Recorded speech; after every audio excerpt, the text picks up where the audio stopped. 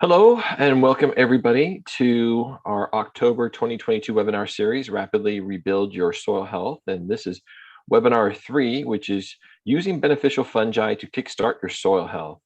And before we start, we're going to give a few seconds for folks to join. And we typically do this. If you can, in the chat window, and there's a little chat button at the very bottom of your screen, just tell us where you're coming from. We'd like to know where our audience is, and we always seem to have a very, very international audience. Hey, first in, we got Canada representing Italy. Yeah, here we go. Ireland. It's going so fast. Zoom in Mexico, Dallas, Texas. Wow, that's no. Exactly. We got some Finland showing up. A lot from the Americas for sure. It's pretty fun to watch this. Prince Edward Island. Yeah. Vashon Island. Got some people from the Northwest. Norway as well. Norway, yeah. A number of people from Norway actually, I think, were showing up. Hey, Brazil. Brazil's representing now. Woohoo. Exactly. There we go. There we got people Kenya. from Australia and Kenya.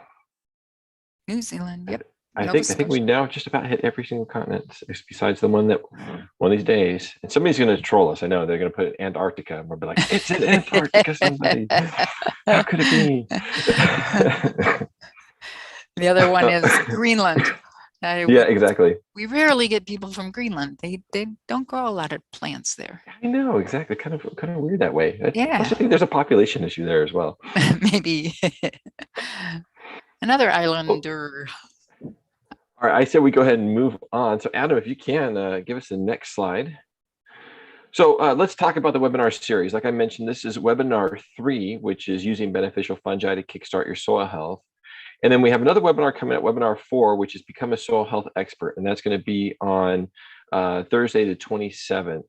And that's going to be talking with people like myself, consultants and compost producers and people who are running labs and so forth. And it's a great place to be able to ask a lot of questions about, our experiences in doing this type of work. And then also, just as a reminder, we had webinar 1, which was how soil health works, and then webinar 2, soil health success stories. Those are recorded, so definitely, if you haven't watched those 2, go back and watch those as well. There's a lot of great information that were in those 2 webinars. All right, next slide. And just some housekeeping issues here. We want to make sure that all the attendees are going to be in muted mode. There's just so many of you, and we just want to make sure we cut down on any kind of background noise. But we definitely want to hear from you. So if you want to ask questions of the panelists, and we'll have a Q&A section at the end of today's webinar, go ahead and click on the Q&A button. Again, it's at the bottom of your screen. And that will be for questions that you want panelists to be able to answer during the webinar. And then there's also the chat button, which usually is very heavily attended. And those of you that are already chatting on there and told us where you came from, you already know where the chat button's at. But this is where you can have an ongoing dialogue with your fellow attendees. So just remember, if you want a question, though, to be answered by the panelists, don't put it in the chat window, put it in the Q&A section. All right. Ryan, next, can I interrupt you for a second? We have a lot of folks saying that slides are a bit fuzzy. So Adam, should we try to share again, please? See if Adam can stop sharing and reshare.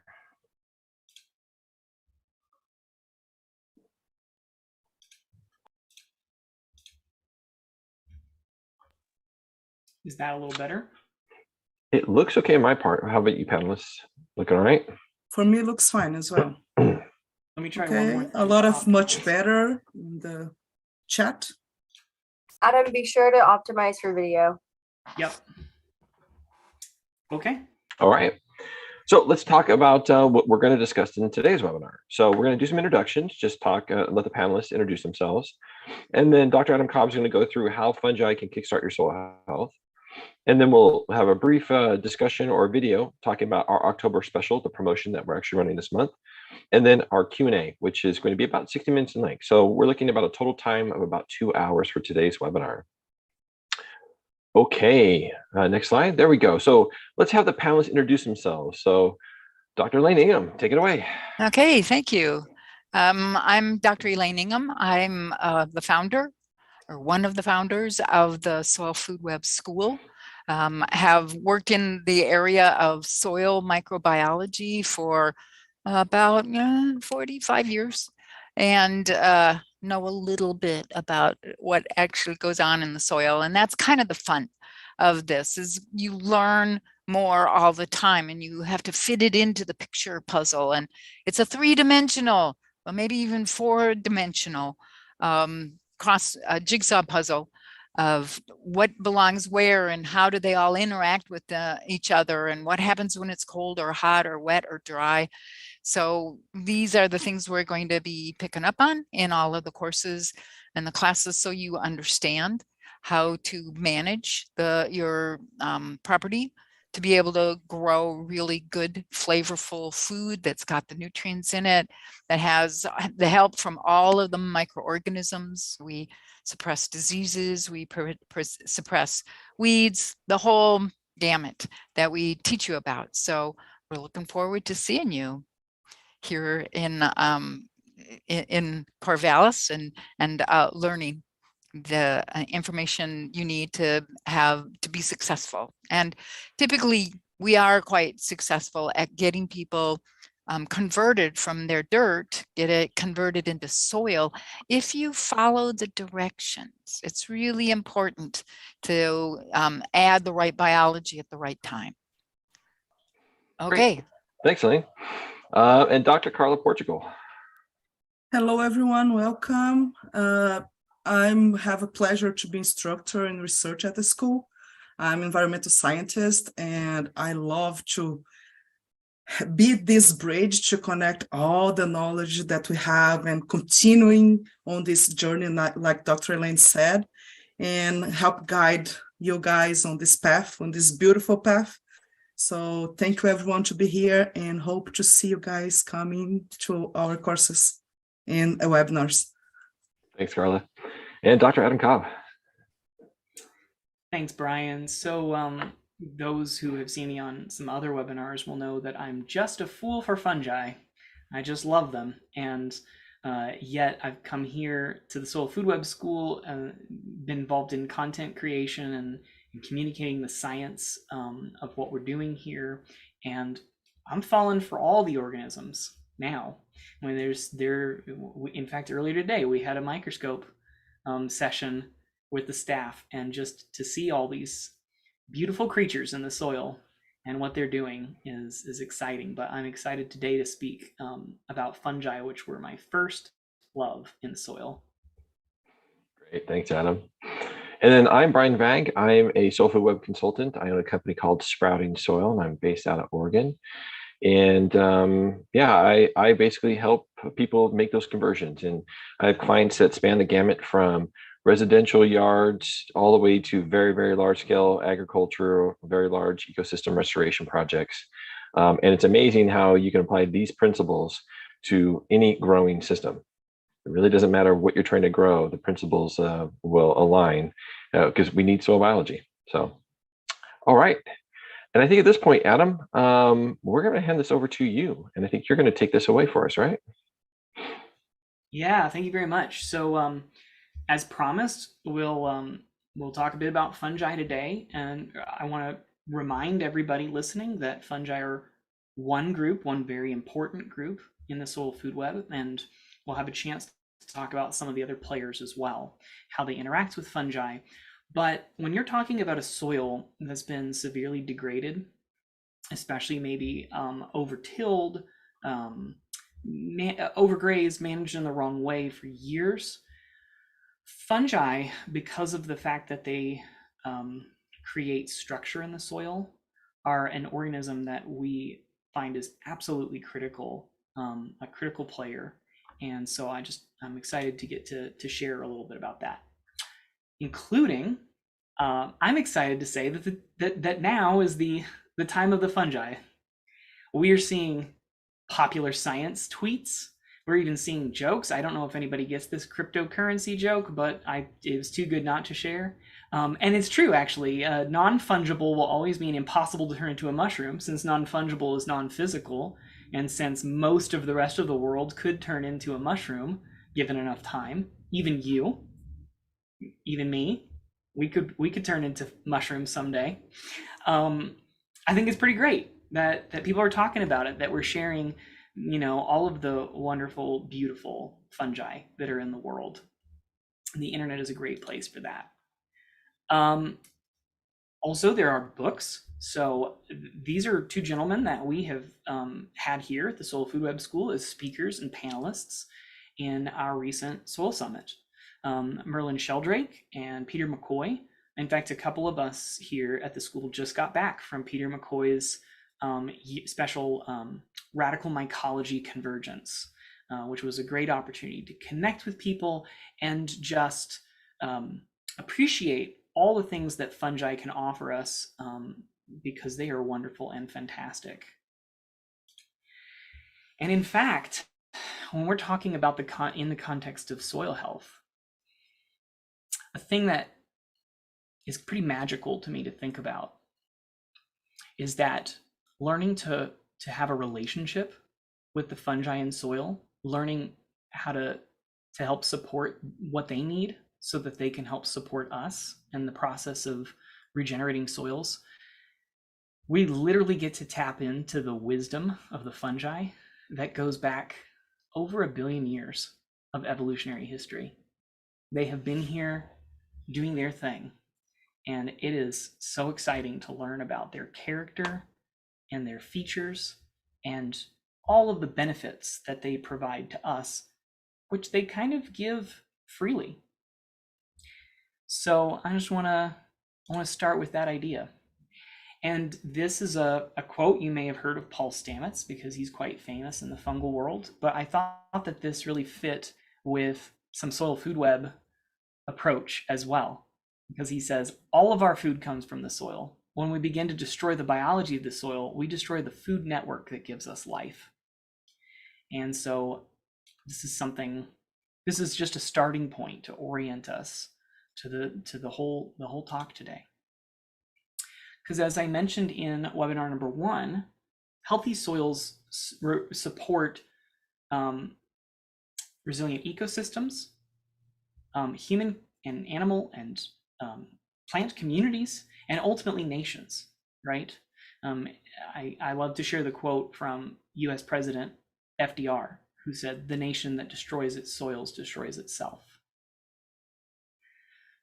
So this, to me, I was looking for, sometimes it's hard to visualize what's going on in the soil, but let's think about the fact that what we see more easily, even the large creatures like the elephants, are really there because of what's going on in the soil.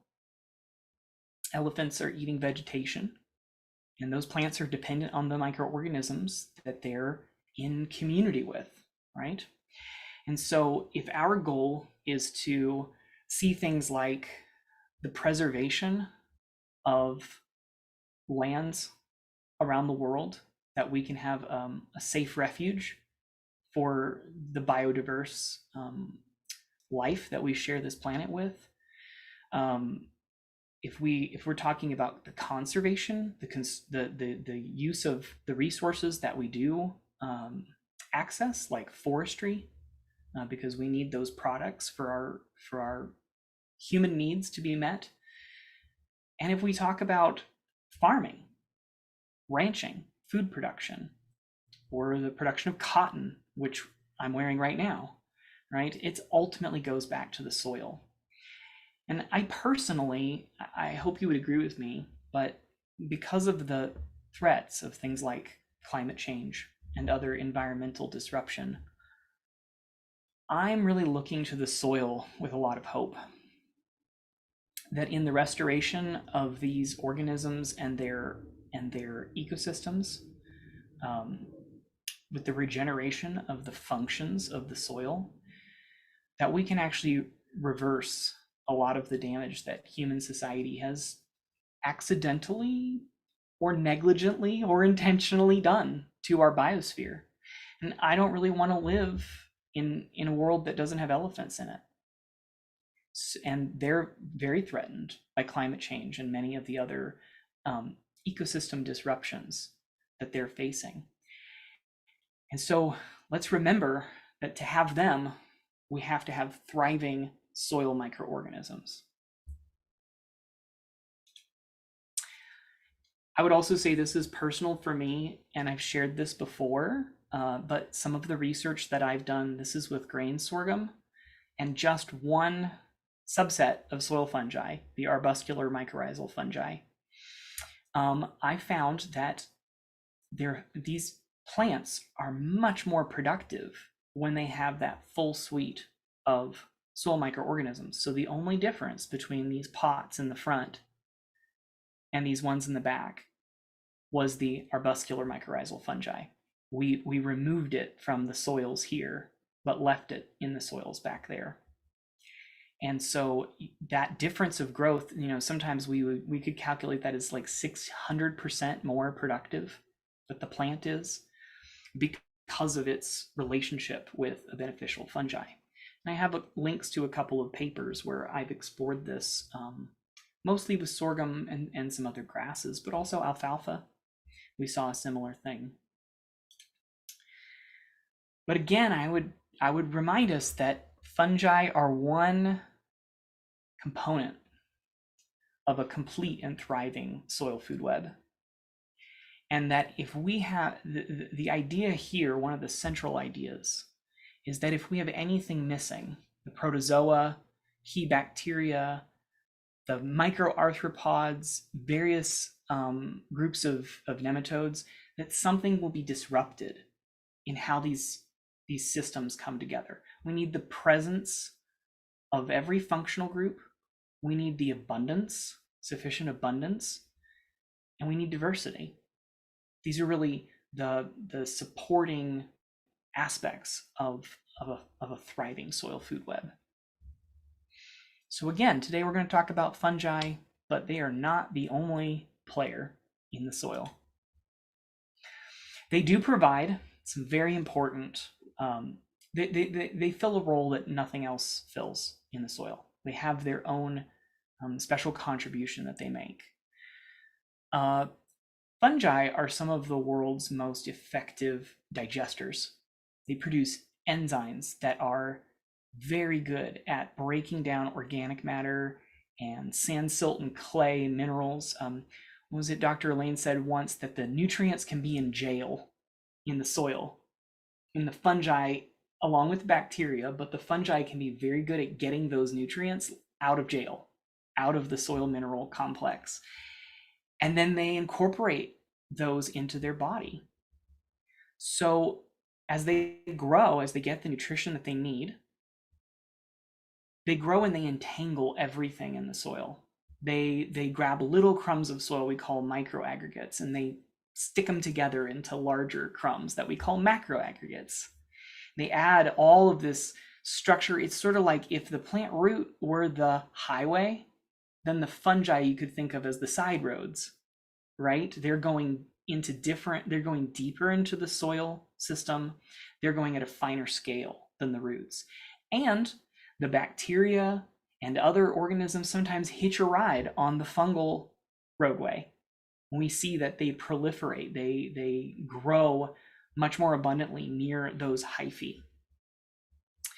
And because of the structures that fungi make and the entanglement that I spoke of, there's a lot of nutrient retention. There's a lot of carbon retention.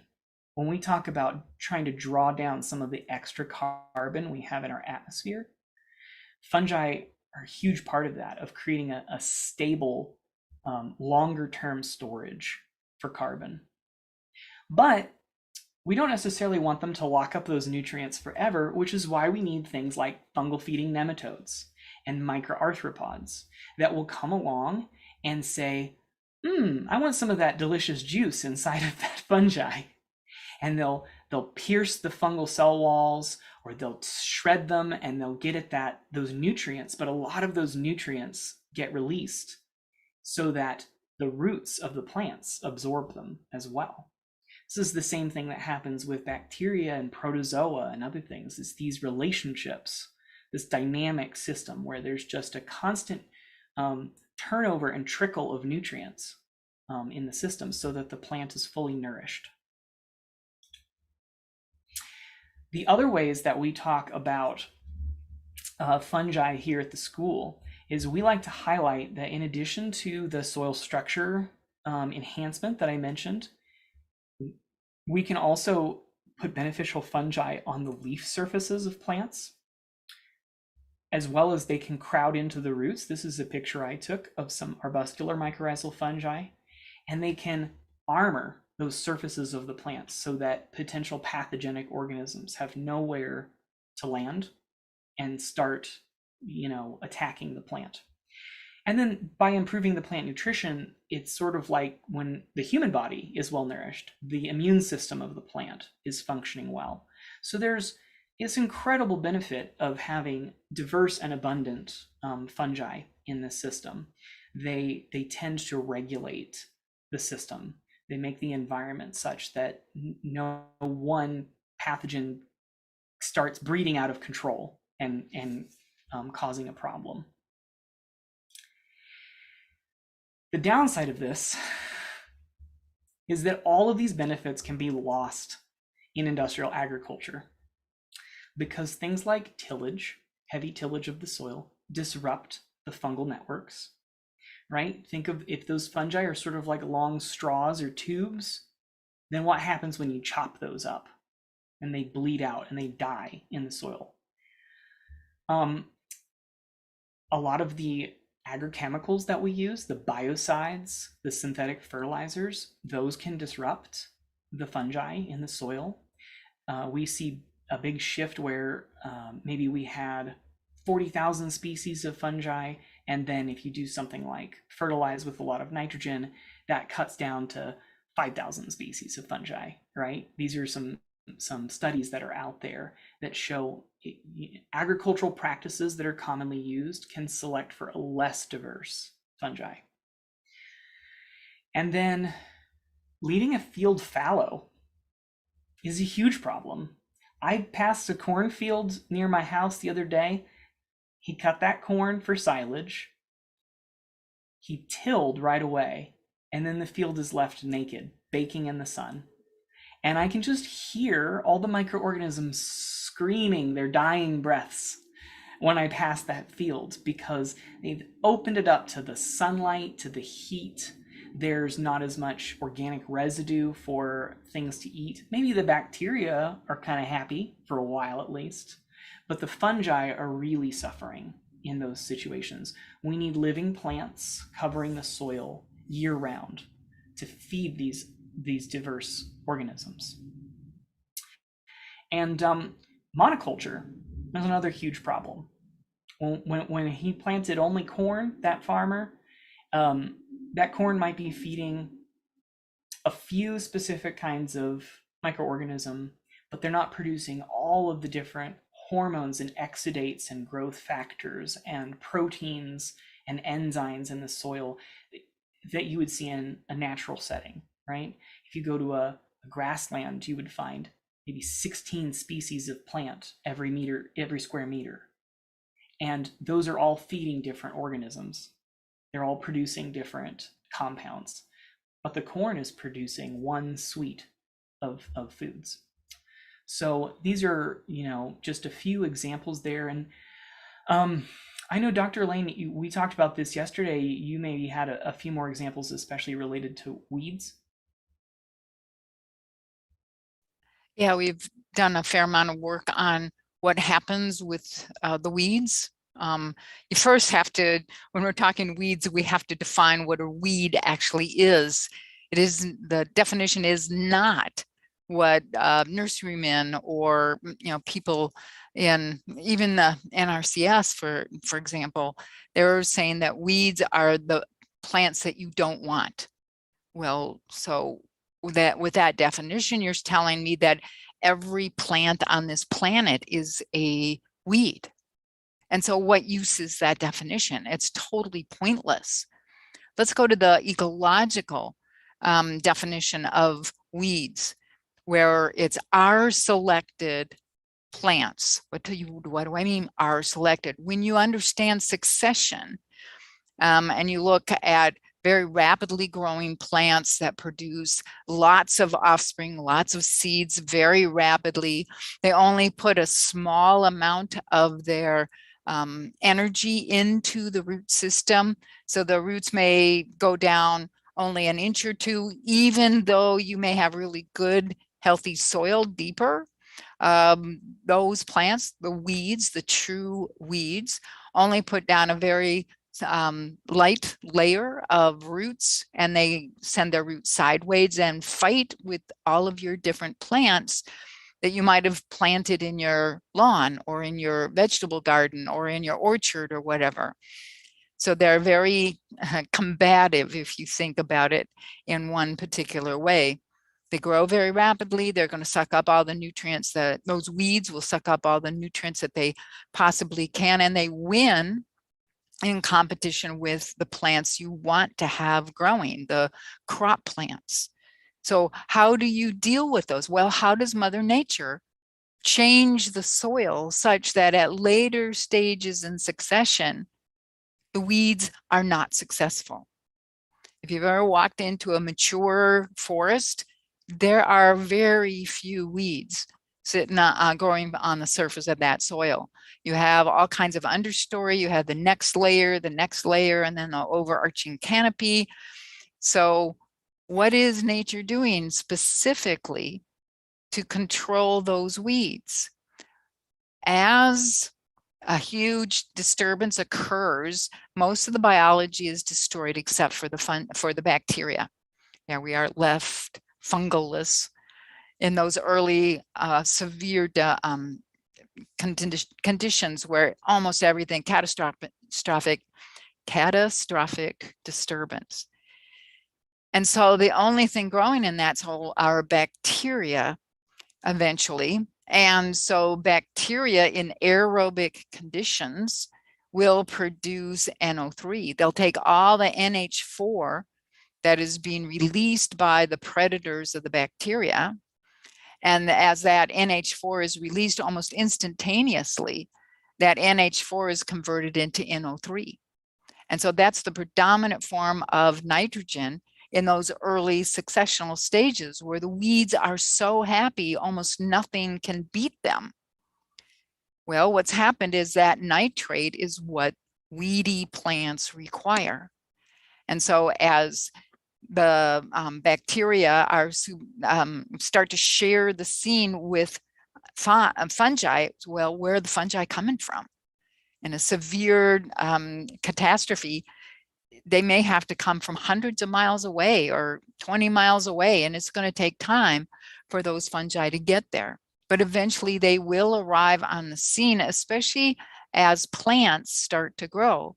In those weeds is a lot of cellulose, and that's the food that the fungi need. So as that component increases, then the fungi are going to start doing their job. And fungi are going to produce organic acids that drop the pH of the soil down to somewhere around 6, 6.5, 6.9, somewhere in that range. And so now the nitrifying bacteria can't convert the NH4 that's released with predator-prey interactions. That NH4 stays NH4.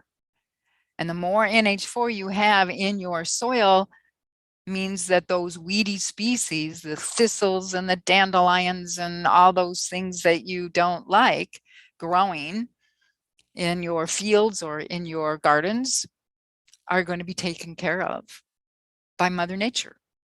So don't be out there killing the very things that would prevent you from having to put out an herbicide. Every time you put an herbicide out, you are killing these organisms in the soil, and now you're stuck with just bacteria producing a lot of nitrate, and the weeds are saying, yay, human beings are so stupid. So we have to understand what we're doing when we have effects. As soon as we go out and we start putting on fungi, the whole food web gets reestablished. We can watch the weeds disappear. It doesn't take long. And we've done a number of studies where we have the original, the normal management of the toxic chemicals is the way I usually say it. So typical way of growing plants for the last 50 to 100 years. And then right next to that, we have plots where we have been putting on all of that biology. And then we measure how long it takes to, just a circle that we throw into that plot, and we'll go and pull out all of the weeds in that place and measure the time that it takes for you to pull those weeds. As compared to where we're putting in the biology, we have the bacteria and the fungi, protozoa and nematodes, microarthropods, etc. And so we measure the same thing. How long does it take for you to pull all the weeds out? And how many weeds are there? And it's usually an order of magnitude less time, less individuals of whatever weed you've got in the system, order of magnitude less. You go from having to spend an hour in the chemical plots to only having to spend 5 or 6 minutes, perhaps a minute to pull out all the weeds. That's how different those systems are going to be. So understand what nature does and start using it to your benefit. Back over to you. Oh, thanks for that. Yeah, I love thinking about the way that this goes together with some of the things that I've seen in the world. So there was a time I was working to help reestablish some native plants in a formerly disturbed part of the prairie. And in the first couple of years, there was a lot of ragweed and annual sunflowers that popped up, and really like kind of aggressive species, like you were saying, quick reproducers. They got started before everything else in the season. And then as we restored the arbuscular mycorrhizal fungi and brought in some nurse plants that had that relationship established, we saw those annual species kind of, they didn't have the right context anymore. They didn't have the environment that they wanted. And they can't get the nutrients that they need out of the ground because they're being outcompeted for that space, for that those compounds. Exactly. It's really cool. Okay, so what Dr. Elaine has primed for us is this thing. We have a pathway. She's discovered a pathway to help us get from here, if here is this really disturbed dirt that's from the typical, poorly managed farmland, all the way back to a beautiful soil ecosystem, right? That regenerative process. And this is the breakdown of that in just 4 steps. There's, especially from January, more details on these steps on our YouTube channel. But we're going in there and actually assessing what's missing from the soil food web. And then we're finding those missing microbes that are locally adapted, right? They're from local materials. And through specialized composting system, which is thermophilic aerobic composting, we make an inoculum that's it's not even that the compost is adding that much nutrition, although it adds some, but it's chock full of all of these diverse, abundant, missing components of the soil food web. We can even take that compost and then make a tea or an extract with it. But in some form or fashion, we apply that amendment like an inoculum to the soil, to the plant surfaces, and then it reestablishes these missing microbes in these broken relationships. It gets the system back to health, right? Back to where the dynamics are positive and where there's all the functional players that we need. And the microorganisms do the trick, and we really just monitor them. We use the microscope to say, I tried doing this agricultural practice. What effect did that have on the soil food web? I applied this product. What did that do to my microorganisms? We're constantly going back and asking of the microorganisms, be our indicator. Are we doing the right thing? Are we doing the wrong thing, right? In the soil system. So there's more information on that out there.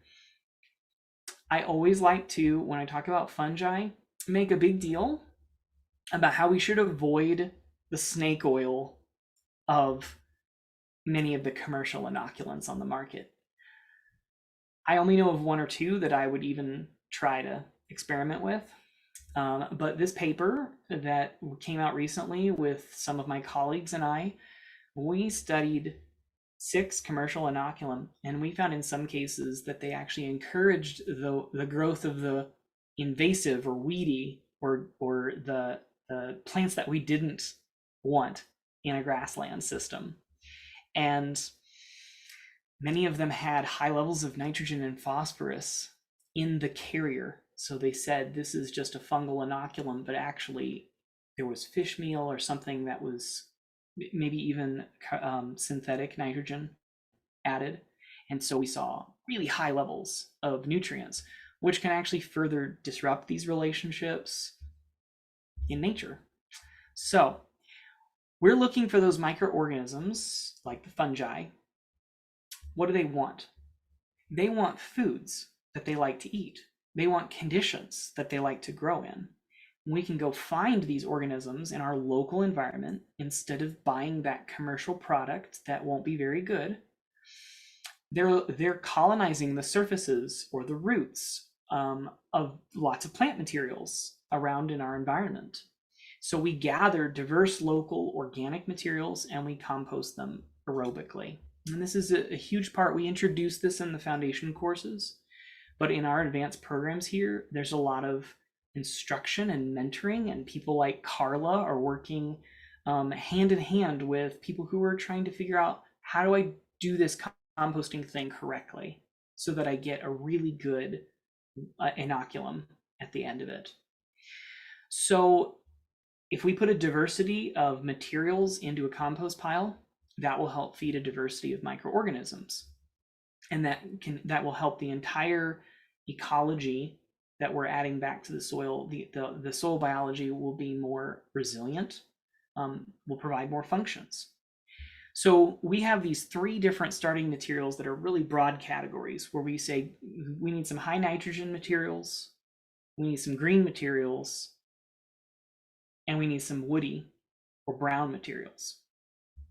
The woody and brown materials, usually 50-60% of our compost pile, those are really good foods for fungi.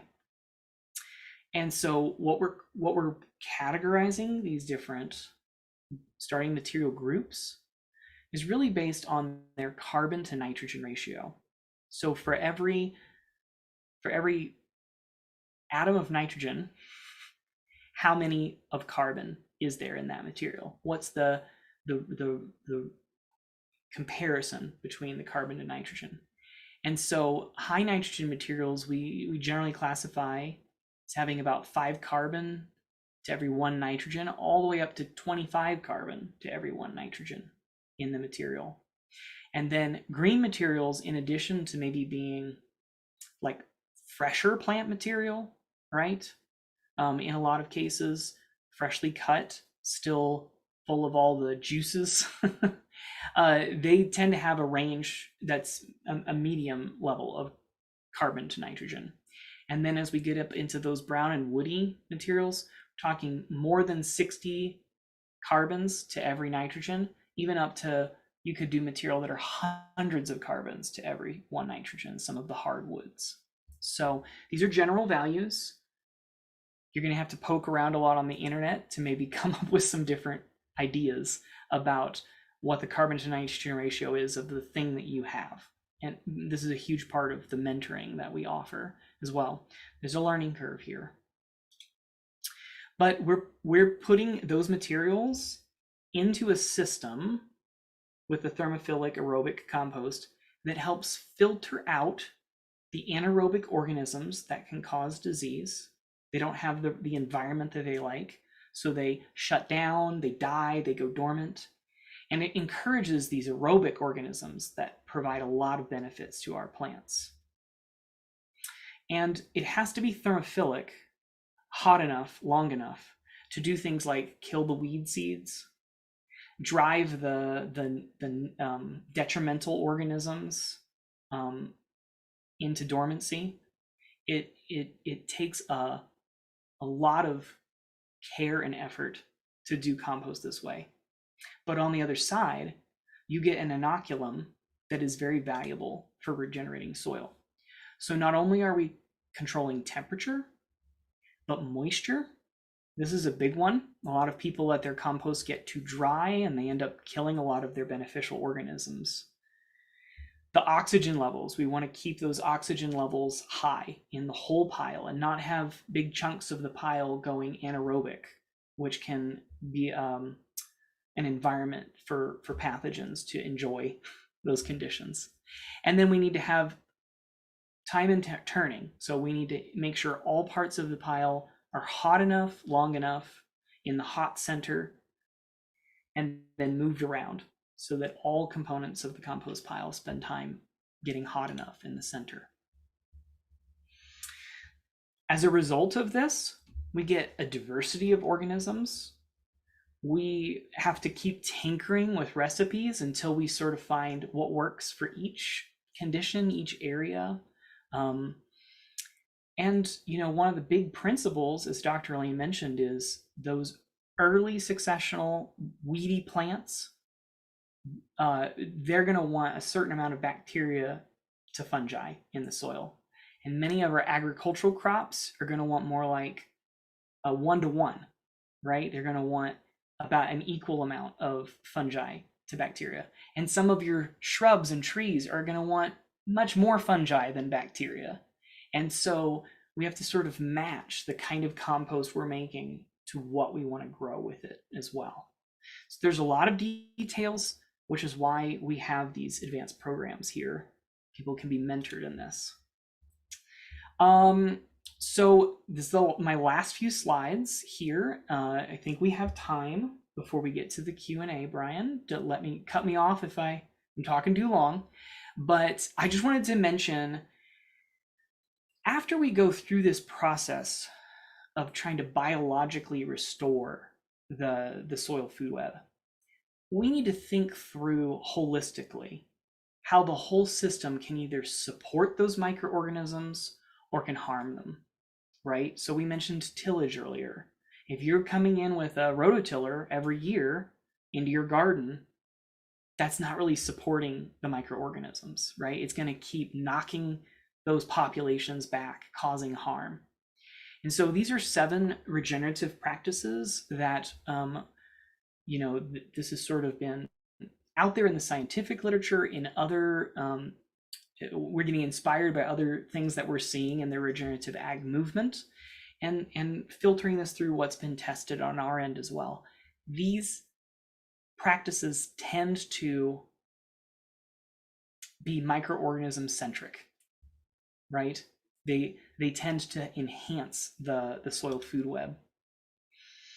And really the first practice, it might not seem like a practical practice to you, but it is maybe the biggest challenge, is we have to develop a regenerative mindset. Those of us who are working, managing, stewarding any kind of land, it's about thinking through our relationship to that soil and to that land and to those microorganisms and plants. So a lot of times people want us to just give them an answer, and it's like, there is no one answer. We need to teach you the principles. We need to teach you to use your eyes. You need to go and look at your soil, get your hands in your soil, smell it, right? It's taking a radical sort of self-motivation at play, and recognizing that there's a lot of quick answers, like chemicals, that seem good in the short term and are not good in the long term, right? So this is practice number 1, our regenerative mindset. And part of that is that we understand that there are natural processes. Dr. Elaine in the foundation courses, she lays out the ecology of these organisms, how they interact with their environment, how the chemicals that they encounter, how the physical environment that they encounter influences what they do and how they interact with each other. And so we really have to, for lack of a better word, I'm trying to encourage you to fall in love with them, right? To think of them as worthy of your time and energy, to understand those natural processes and those biological dynamics. And then part of that is, we've mentioned a few of these things before, maintaining the biological integrity. So minimizing biological disturbances like tillage, keeping that soil covered with living plants year round, avoiding those toxic inputs. Salinity is a huge problem. There's lots of things that people use in soils that build up salinity, the level of salts, till the point that it becomes harmful to the organisms. So understanding that biological integrity. Biodiversity is almost always the right answer. Get more plants in that system, more diverse plants. Make sure all of your organisms are there. Those that, you may have heard it said, as above, so below. We tend to see a reflection that diverse soil microorganisms lead to plant diversity, and plant diversity leads to soil microorganisms. It goes back and forth, right, between those two worlds. Incorporating animals into your system can be huge. They can help cycle nutrients more efficiently. There's a lot to go on here, but biodiversity is one of the most important. We say to minimize your external inputs, other than maybe the compost, right? Getting something off a shelf, a synthetic fertilizer, a salt-based product, these can be very harmful to the microorganisms. Those bugs in a jug, like I was talking about earlier, commercial inoculants, those can have harmful substances in them, or they can just have not well adapted organisms. So you spend all this money, you put this product on, and then the organisms all die in a few months, right? What have you really done? So we're thinking of the soil biology as a way to also optimize photosynthesis in the plant. So the plant is not missing key nutrients, and it's capturing a lot of sunlight, which it turns into sugars, which it feeds the microorganisms. Again, it's the back and forth. So practice number 6, become an investigator. We teach you these tools of microscopy because we are hoping to cultivate this curiosity in you, where you say, I want to see what's happening. I want to see what's happening. It's a tiny world. It's hard to see. It's hard to even imagine sometimes, but it's so important. And then share what you know. We're trying to create a community here at the school where we can co-create together.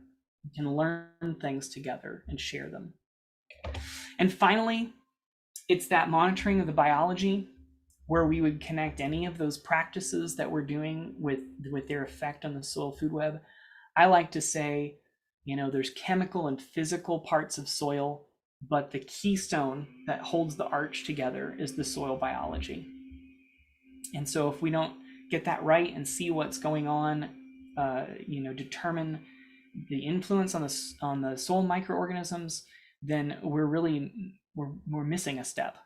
We can't come up with the right answer without knowing how it affects the soil biology. So I'm going to end with this quote, coming back to fungi. It's one of my favorite, from John Muir. It makes me think of fungi. When one tugs at a single thing in nature, they find it attached to the rest of the world. And I think that our fungal allies, our tiny allies in the soil, they are one of the strings that attach to everything.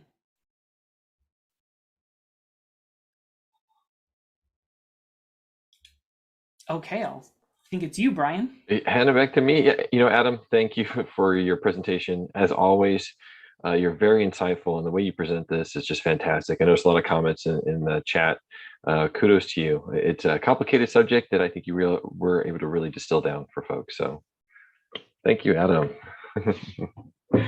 Okay, so let's move on to our next part of the webinar. And before we get to Q&A, what we like to do is talk about our October promotion. So we're going to watch a quick video that's going to talk about the 2 different bundles that we have going on in our October promotion. So Adam, if you want to go ahead and start our video.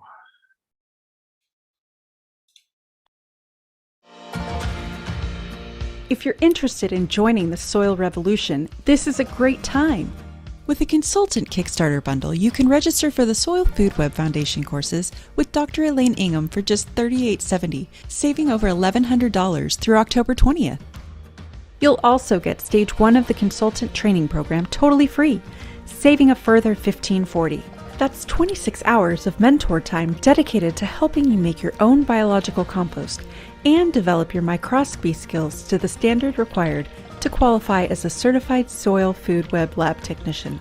You'll also get 2 free bonuses with this offer: the Introduction to Permaculture course with Graham Bell and the Soil Sponge Regeneration Workshop with Dee Dee Pershouse, saving a further $500. The total value of this bundle is over $7,000, for which you'll pay just $38.70, saving over $3,100. That's 45% off. There are limited places available with the Consultant Kickstarter bundle, so please don't delay. In Foundation Course 1, you'll take a deep dive into the science and methodology that underpins the Soil Food Web approach, which was developed by Dr. Elaine Ingham over the last 4 decades.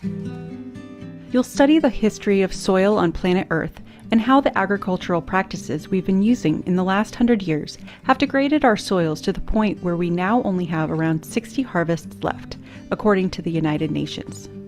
You'll learn about the solution to many of the problems that are familiar to farmers all over the world today. Problems like diminishing soil fertility, pest and disease pressure, low crop yields, drought, flooding, compaction, and soil erosion. Regenerative agriculture can address all of these problems. You'll be introduced to regenerative practices like no-till and the use of cover plants.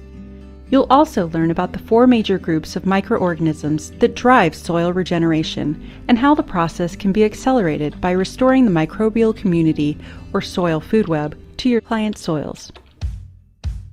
Dr. Elaine will present a number of case studies from around the world that she has worked on personally. Here you'll see some of the amazing results that have been achieved using the Soil Food Web approach.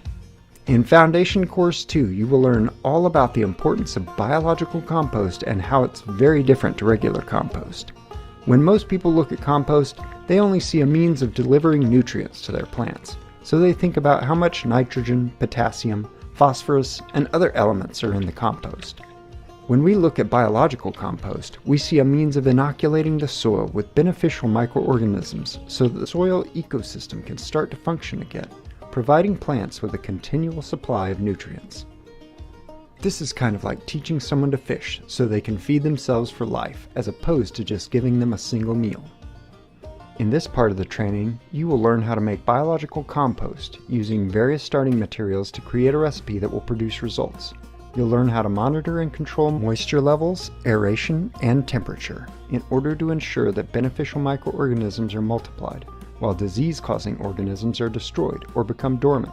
You'll also learn about the various types of equipment that can be used at different scales, and you'll learn about the different ways in which biological compost can be applied to the soil. In Foundation Course 3, you'll study Dr. Elaine's methods for making liquid biological soil amendments. Compost extracts are used as a soil drench, delivering microbes deep into the soil profile, where they can interact with the plant's root system. Compost teas are applied to the plant's foliage, where they form a protective barrier against foliar diseases. In time, as your soil biome becomes more diverse and vigorous, your plants and trees may be entirely covered with beneficial microbes without having to continually apply them. In Foundation Course 4, you'll focus on 4 major groups of microorganisms in the soil food web: bacteria, fungi, protozoa, and nematodes. You'll learn how to use a compound microscope to identify and quantify these microbes so that you can really see what's going on in your compost and in the soil. This will give you the ability to assess the quality of your compost and liquid amendments before you invest all the time and effort that is required to apply them to the soil. You will also be able to monitor the progress of the microbial community in your soil over time, so if something is going wrong, you will know about it before the plants start to suffer.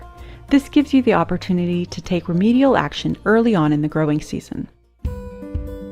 In Stage 1 of the Consultant Training Program, you'll be assigned to one of our highly skilled mentors, some of whom are Soil Food Web consultants who run their own businesses supporting farmers to make the transition to the Soil Food Web approach.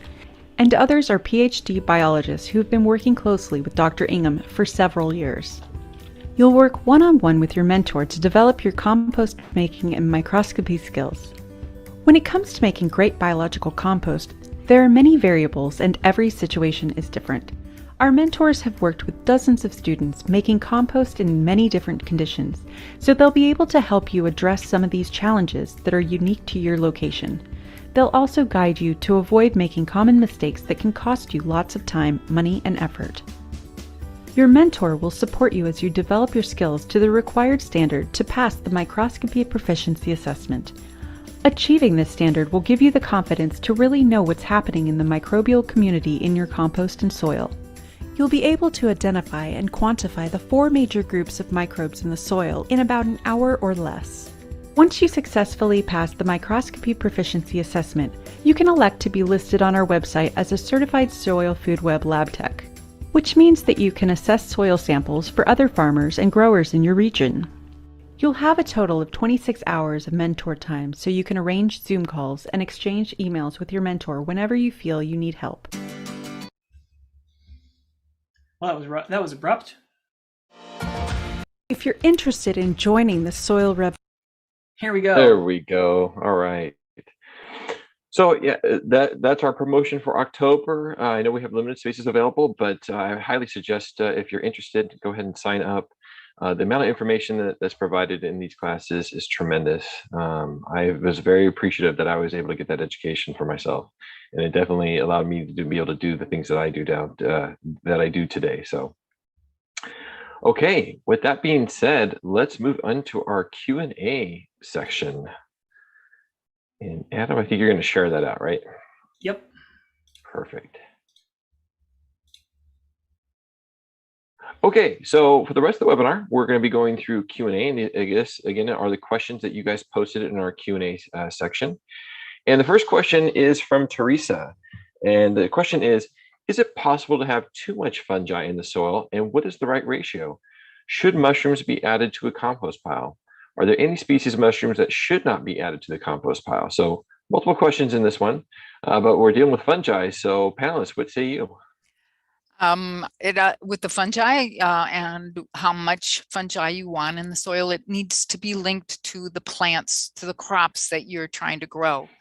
So we know what's the proper ratios for most plants. We sometimes you have to just think, well, the plant I want to know about isn't on their list, but it's an awful lot like a lilac, or it's just like a tomato planter.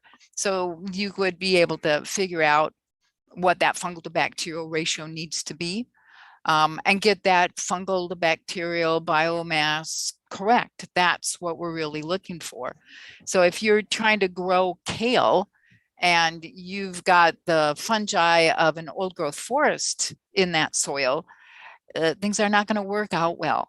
You want to make certain that you might even have to, if you started with an old growth forest, you would probably want to disturb it a little bit to bring it back to the right balance of the fungi and the bacteria, protozoa, and the nematodes. So what is the right ratio? It depends on what you want to grow. And here is where it's probably going to be best if you have a mentor.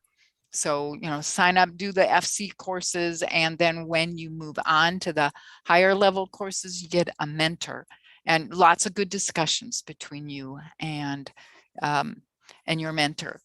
So should mushrooms be added to a compost pile? Well, again, standard ecological answer, it depends. What are you trying to achieve? So are there any species of mushrooms that would not be added to the compost pile? Yes. The poisonous ones are probably not what you want in your compost pile. So you do have to learn a little bit about what the different kinds of above ground mushrooms are appearing. And I'm sure Adam can add a few more sentences about that. Well, I just want to point out that sometimes we tell people that they can go get a little bit of leaf litter or other material from a really thriving ecosystem in their area that's already going to be full of fungal hyphae or other things. We just don't want you to go out and disturb massive areas with that, right? So if you were growing a grain crop, I might say, well, is there a diverse grassland that you could go to and take a little soil and some of the plant material maybe as well, to get those organisms in your pile prior to the composting process, so that any pathogens that are in there will have the chance to be killed by the heat. But that can be a great way to get more diverse fungi into your compost pile. I've also made compost where I didn't do much of that kind of stuff, and I found a lot of diverse fungi in there. Sure. So they're coming in the air and other things. And I do know some people that like to go foraging. They know enough about the different mushrooms that they will gather some of the caps of non-poisonous mushrooms and add them to their compost pile, and that seems reasonable to me as well. One thing that I get quite a bit too is people will ask me, hey, I have access to mushroom spawn, from a commercial mushroom operation. Should I add that to my compost pile? By all means, you can, but you also have to recognize that you're going to be adding just a single species of fungi when you're going to take that mushroom spawn or those mushroom blocks. So don't rely upon it as being, oh, wow, I'm really going to make this fantastic compost just because I added this mushroom spawn.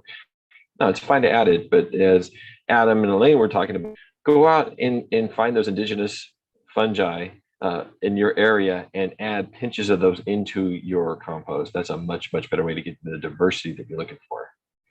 Yeah, plus ecologically speaking, you will avoid any exogenous species that can just bring more damage than benefit. So keep it local, keep it simple. Yeah, one of the things I would like to mention too is Elaine was talking about, you may not really be able to find for a particular plant, where does it fit in its F to B ratio, but all you need to really know is where does its natural habitat, what is its ecological role, and that will give you a very good hint as far as what kind of F to B ratio are you kind of really looking for. And so those observational techniques and just doing a little bit of research in that sense should kind of set you in the right path. Great point. Panelists, anything else you guys want to add? Okay, let's move on to the next question. Okay, so this question is from Megan, and the question is, how useful is the SFW to ecological restoration goals outside of agriculture? Panelists, what say you? I'd love to take a whack at this one. Sure. Because I'm super excited as somebody who, had formerly taught ecological restoration at the college level, that we have this new relationship as an organization with the Ecosystem Restoration Camp movement. And I've been able to look at some of the materials that they're developing as courses on our website. And so the answer is there's a lot. There's a lot of crossover, because in many ways we are advocating for a style of agriculture which is more similar to the natural state of soils, right? And so some of the tools that you might use could be different with ecological restoration. And really, when I hear that term, my ears tuned to, you have a specific target in mind, that you're trying to go to some kind of reference condition or site. Maybe you're looking at historically what an ecosystem was, or you're monitoring a local similar ecosystem in nearby, and you're trying to say, let's go back to something like that. That's going to be the main difference, is what your overall goals are. But the soil ecosystem is going to be very similar between what we're advocating for in an agricultural setting and what you would want with a grassland or a forest. It's just going to be about fine-tuning things like that F to B ratio. Yeah, if I may just complement something, is really about understand what was the disruption on that path, and have to deal with that first and then walk through to the restoration stages. So in a sense, might look like a longer journey, but it's possible. And like Adam said, is a teamwork, right? Different set of tools, but the logic, the food web approach is basically the same, just different plants and different successional stages. So when we're dealing with agricultural plants, they all tend to be on the earlier side of the balances between fungi and bacteria. And so when you're doing agricultural crops, especially annuals, we're going to be able to restore that fungal to bacterial ratios, the different kinds of predators and what are the balance with their prey. That can get done in the first growing season if you pay attention and you do the steps properly, get the biology back into your compost so you can inoculate that on your property or wherever you're growing your crops. So when we get into forest systems, it's going to take a little bit longer because getting the fungi up to the level that, say an oak tree requires, or, fir trees or something. Most of when you have a group of trees, I love it when my brain goes on holiday. So orchard, there we go. So in an orchard situation, those aren't quite as fungal as some of those other trees that I just mentioned. So it might take you a year and a half to get your orchard soil up to speed. Same thing with vines and shrubs, blueberries. It can take a little bit of time to get there, but in general, it's not going to be too long. And if you really pay attention to what you're doing, you will be successful. And even in your first year when we're growing grapevines or blueberry or orchards. Yeah, I've actually had to think about this question quite a bit lately because I'm working on a forest restoration project right now, and it's one of these things where fire was a challenge, where fire suppression had been in play for quite some time frame, and very, very hot fires with some frequency, multiple fires coming through this land had killed the pinyon, pine, juniper, sagebrush ecosystem. And it's very evident when you drive through there, the forest land that had not burned, very few annual weedy types of species. It was a very set pinyon, pine, juniper, sagebrush, bitterbrush. Everything was kind of an ecological balance.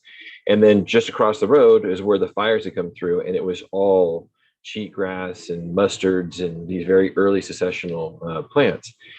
And eventually, in Mother Nature's time frame, it will restore itself back to that pinyon, pine, juniper, and so forth. But from a human scale or time scale, that's a long, long, long ways away. And so our role is to come in there and try to restart and jumpstart that restoration as fast as we can, so that we can establish that ecosystem that's in there.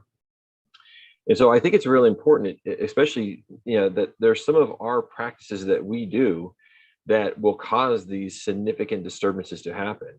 Because we eliminated fire and we stopped doing prescribed burning and, culture burning and things like that, it allowed for these very, very hot fires to come through and destroy that ecosystem.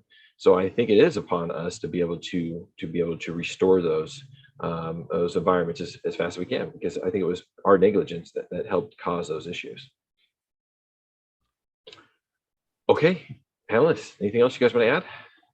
Oh, we could go on and on, but let's go to the next question. You bet. Okay, so the next question, and there's a lot of questions that seem to be very similar, so I'm glad that there's a theme or a thread to this. And the question is it true perennial plants prefer fungally rich soils, whereas annuals prefer a bacterial rich soil? If so, is there a conflict of interest for soil conditions in agroforestry systems? Well, agroforestry systems are still going to be growing the same basic crop, the trees. And so we're just doing agricultural practices to those forests, some of which are really not very intelligent if you want a good, healthy forest system. So there's some training that has to happen with people to make them understand that you can't be destroying, you can't be disturbing the soil. You can't be going in there and pulling out all of the dead trees and all the dead logs and things, because you're so disturbing that situation. But then, of course, you've got the fire danger. Well, why aren't all of those logs decomposing? Why isn't all of the woody material, wide C to N ratio material, getting decomposed by the bacteria and the fungi? What's going on there? Well, that's a really slow, takes a long time to decompose these kinds of materials. No, it doesn't. Where'd they come up with the idea that the organisms, the fungi that work with really wide C-to-N ratio materials would not be able to decompose those wide C-to-N ratio materials? It's because we're out there spraying things, and we're trying to keep the weeds down. So we're going to go out and spray glyphosate. We're going to do all kinds of practices that disturb the system, when what we need to do now is, because we've been disturbing those forest systems, what we need to do now is go out and apply the missing microorganisms. When we look at old growth forests in the United States, we have data from, say, 1995 to the year 2000, where they had normal ratios of fungi to bacteria, 500 times more fungi than bacteria, 1,000 more times more fungi than bacteria. But you go out and you look at the same forests now, and it's almost equal fungi to bacteria. And of course, you look at the trees, and they're all sick. They're unhealthy. They're struggling to get through. I don't know how many of you know, in the Pacific Northwest, for example, that we've really seen that decline in the soil around oak trees. There are several very well-known parks close to San Francisco where they've lost all of the oaks in this just this past year. And so we have to get that biology back into the soil if we want to keep these trees in the system. And you can't be disturbing the soil if you expect to get the biology back into that system that will support the trees that should be there.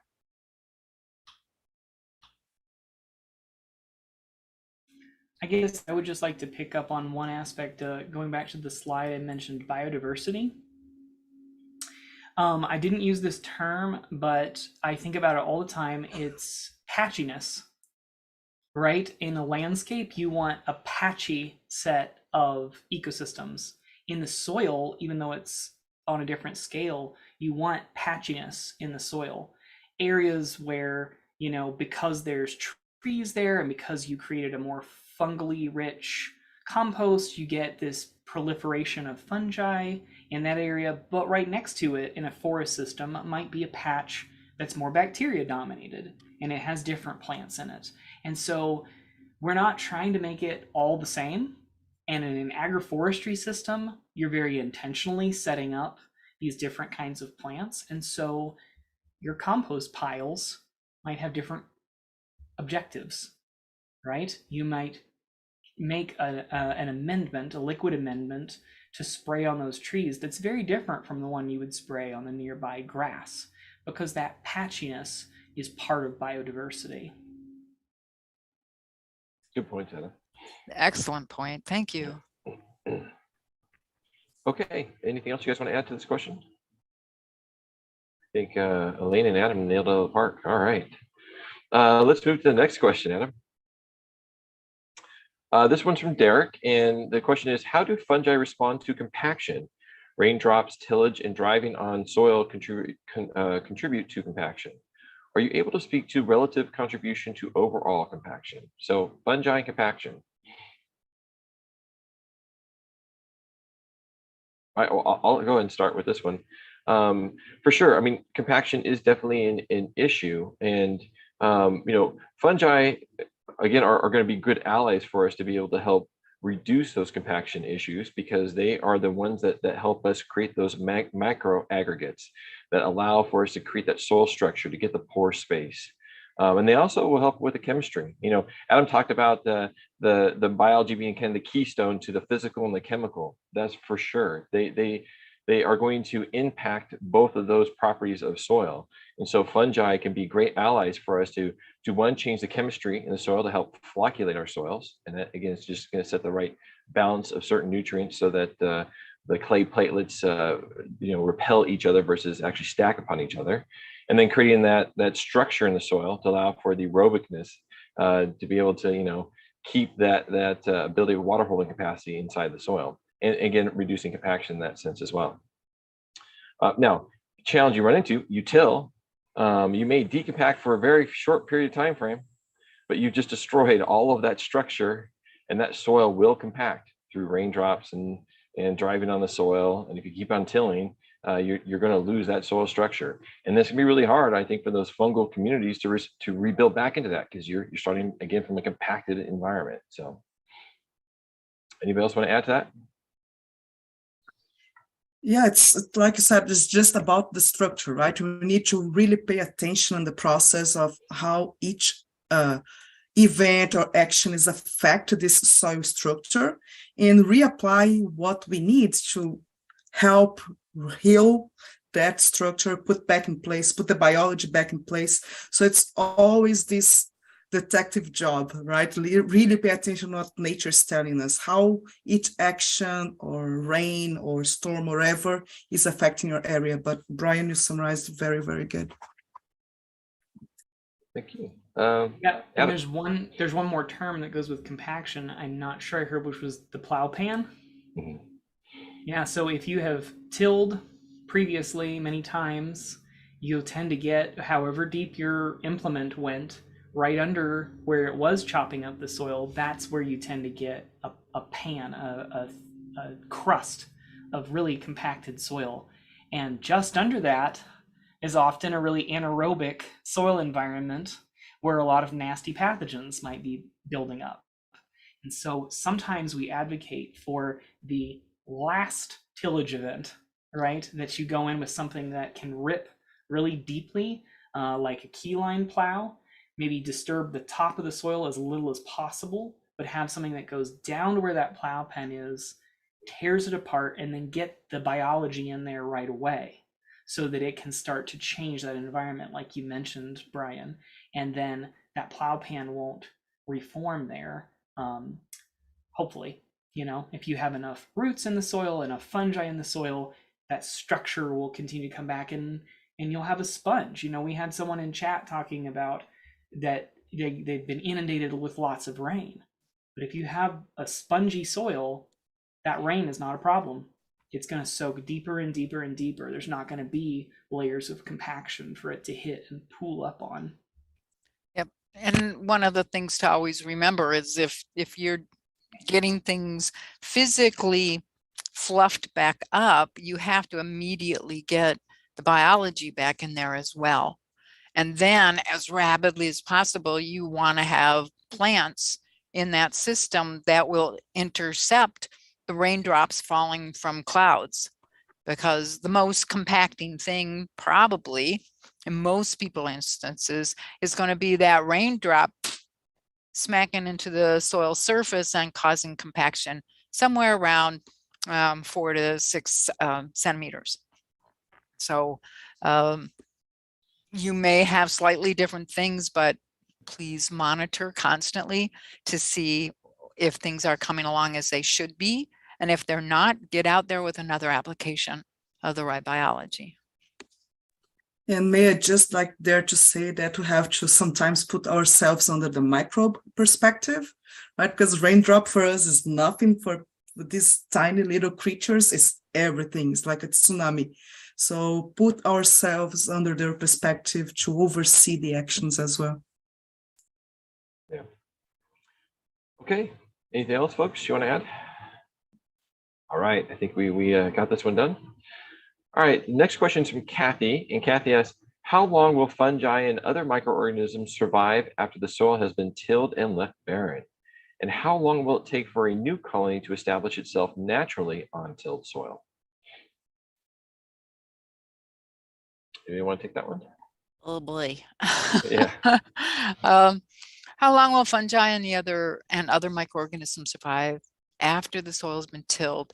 Well, tillage is going to take out about 50% of the beneficial organisms that you need to have. And so if there's no new plant growth going into that system, then those organisms are going to go dormant, and the dormant organisms will often be able to survive for quite a few years.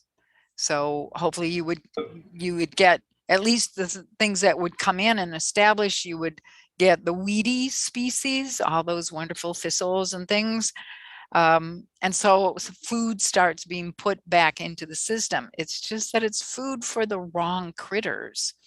If you're trying to grow something in a year or two, you're going to put in something that requires a very high fungal domination in that soil.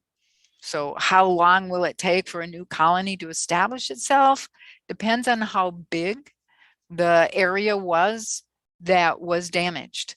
So if you have just a little garden and you 10 feet by 10 feet, and you till all of that up, the organisms from outside that weren't harmed, that weren't destroyed, they're gonna sneak in and go, oh, look at this, nobody's home, it's a great place to live, especially that they've put vegetables in, or now there's something growing there.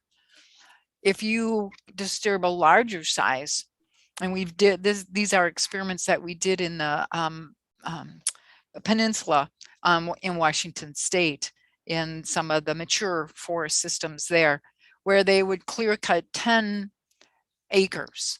And we would see that it would take a year, maybe 2, to get the biology to even start coming back. So think of all the time there was for erosion to happen and loss of the soil. We figured in an especially rainy year, there was 3 inches of soil that was washed down the hill, gone from the system, and causing damage in all of those ecosystems where that water flowed to.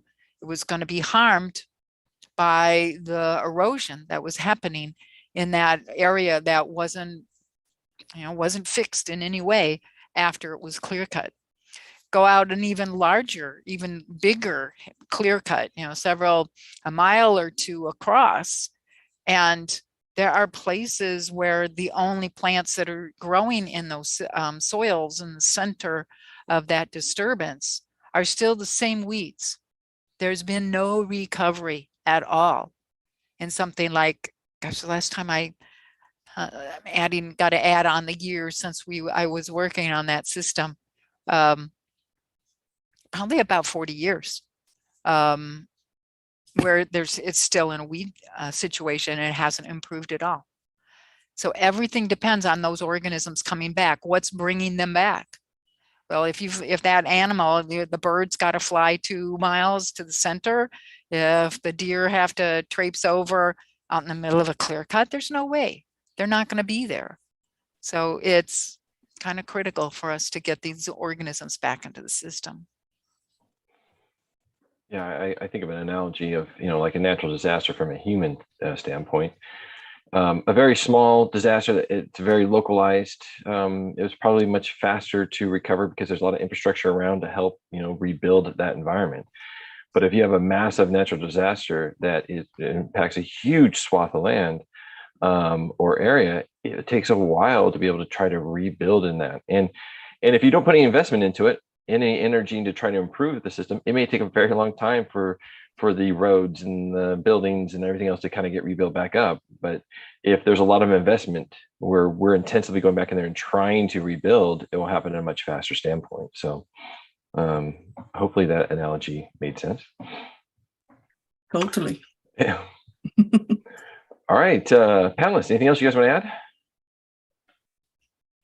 I mean, okay.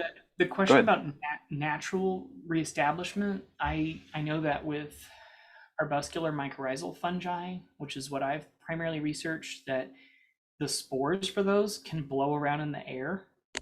But much like Elaine said, that plants that are earlier successional can be more aggressive, and some of those spores that blow around in the air we think might be the more weedy species, the more aggressive they might be, less beneficial to plants, especially later successional plants, more beneficial to maybe early successional plants, right? And so natural establishment, the do nothing approach, you could be talking about decades before you're getting back to any kind of soil function, which is one of the reasons why we're so keen on helping people find locally adapted diverse microorganisms and speed that process up by inoculating that soil with good compost, extracts, and teas, because that natural reestablishment can be like half of a human lifespan. Right. Mother Earth's timescale versus human timescale, totally different things. We are just dust in the wind. Yeah, exactly. Mother Nature goes, so it takes 50 years, 100, 150. Well, who cares? I'll get it there. Don't stop fussing. Exactly. But if we want to live downstream from that ecosystem, from that disturbed system, we better start getting those plants back in as soon as possible. Mhm. Yep. Okay, let's move to the next question. I love this question, and we've had a lot of discussions around weeds. And in terms of nature's way, what role do weeds fill in nature? It gets things started again. Yep. It's going from bare dirt where there's no biology really, getting stronger, getting more numerous, where all that in a no plants in the system, all those organisms in the soil are just going to get more and more dormant or die. They have to have food. And if it takes 20 years for plants to really come back, it's going to be really hard to recover that area. It's going to take a very long time. So weeds start the whole process. How important is it that you've got thistle starting up over here, and over here you've got ragweed, and over there you've got the predominant plant is something else? It changes the course of the plants that are going to come into the system. So even there, we want to, could we get the fastest set of weed seeds to get in and have a highly diverse set of weeds so that you can pick what you want? Or does Mother Nature pick what she wants? Well, interesting conundrum, isn't it? Yeah. And it's funny because people, weeds, the dreaded weeds, what purpose do they have? The question always comes out, are mosquitoes. We should just get rid of mosquitoes completely. Well, no, they have a What else is important role. behind there? Yeah. Exactly. I mean, everything has their role in the nature. We might not like, we might not understand, but if we take them out, we're going to see the cascade effect of things going sour. So like Elaine said, weeds are pioneers. They are the first one to going to break down and really initiate this interaction of the food web and the root system, then allowing the succession stage to happen. So it's a step by step. Like when we are babies, we don't learn how to run first, right? We learn how to sit, then we go step by step. So it's the same logic. Yeah. One of the things, exercise, like a logical exercise I like to do with some of my clients as well, when they're dealing with a lot of weeds, is to tell them about what's the ecological role of weeds, where do they typically fit, and then to describe to them, well, your fields are essentially in a highly disturbed environment. It's not necessarily where the plants that you want to grow would typically grow in that highly disturbed types of soil. So the weeds are telling you something. They are a very good messenger to you, saying you're not really treating your soil. It's considered to be really highly disturbed environment. And you're keeping it disturbed. So Yep. No wonder it's not productive. Exactly. Okay. Go ahead, Adam. I have a friend that I spoke to that said in their native language, which I believe was German, that they don't have the concept of weed like a pesky plant, but rather that it's a showing plant, that it's a telling plant, that it gives you information about your soil.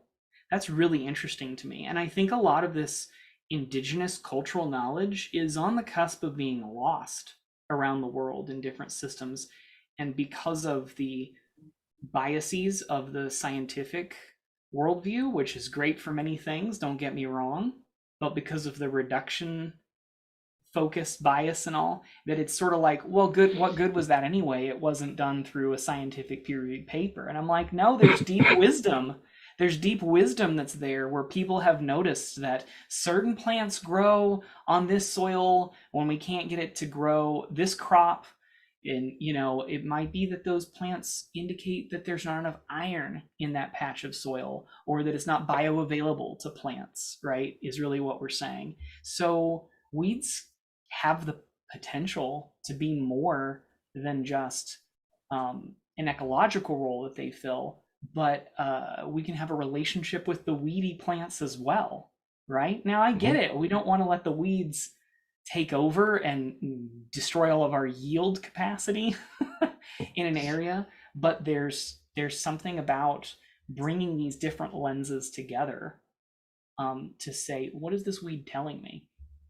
And I like to see that I'm happy to see that some universities are already bringing this traditional ecological knowledge as line of research and classes. So I know, Adam, I agree with you. We're far away of the ideal, but finally it's happening. So, but we cannot lose that. I totally agree with you. One of the things we see in the soil food web is that very early in succession, where there's just a lot of weeds that are, you know, they're sucking nutrients out, they're sucking water out, they're not putting a lot of organic matter back into the soil, but at least it's better than nothing. Those bacteria, aerobic conditions, will take the NH4 produced by the bacteria and fungi in the soil being eaten by their predators.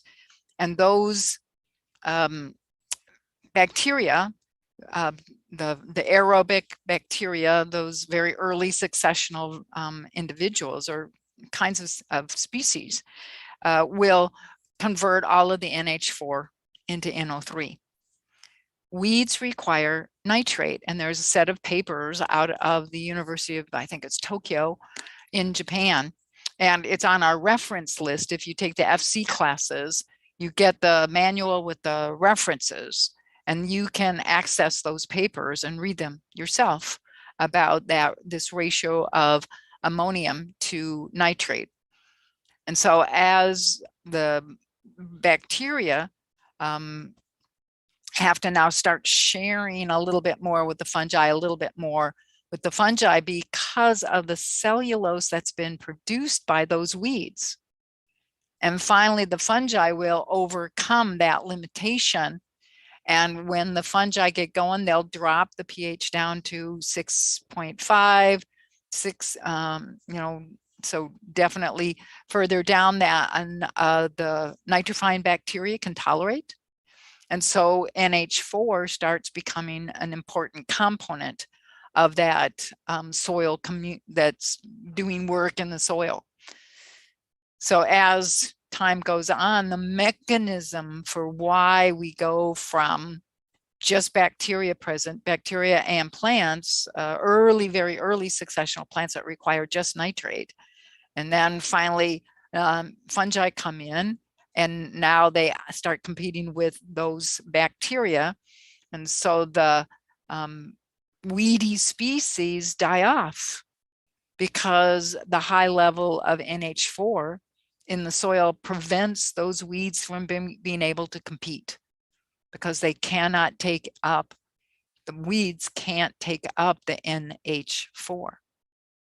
There's certainly a lot more research that needs to be done on this. And so, those of you want to come and join us and learn all of this with us, and then coming out the other end, you start doing some of these things, listening to nature, doing the things that nature does to prove that working with nature instead of against nature is the proper way to go.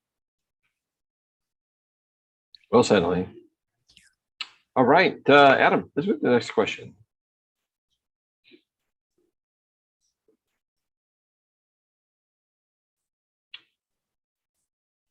And my internet via bill is slow. Okay, it says I got Howard- it. Yeah, there we Okay.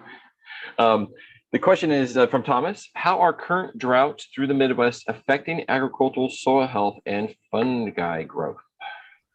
They luckily all have dormant stages that if the lack of moisture is really killing all of the plants and maybe lowered production, so there's not as much food for the bacteria and fungi, protozoa, nematodes, etc.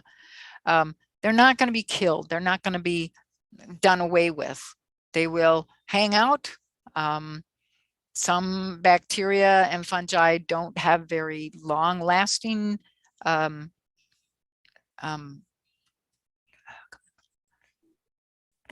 there we go again. Dormant stages, Elaine. Thank you. Dormant stages. I think I haven't had enough sleep.